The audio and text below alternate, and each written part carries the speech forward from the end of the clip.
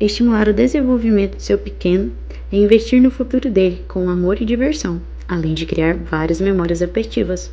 Brincar e aprender ao mesmo tempo? Sim! Hoje, nossa doce Antonella viveu uma experiência incrível, explorando cores, formas e a magia da leitura. Essa atividade ajudou a desenvolver coordenação motora fina ao manusear os brinquedos, raciocínio lógico ao encaixar e reconhecer formas, criatividade e imaginação com a historinha, concentração e reconhecimento das cores de maneira lúdica. E o melhor, ela amou. Atenção! Cadê Chapeuzinho Vermelho? Sempre com supervisão. Parabéns, cadê a vovó? Marca aqui aquela mamãe ou papai que vai amar essa ideia. Curte, comenta Cadê o e lobo compartilha para espalhar essa dica Cadê o lobo? divertida. Beijo! Isso, esse aí é o lobo.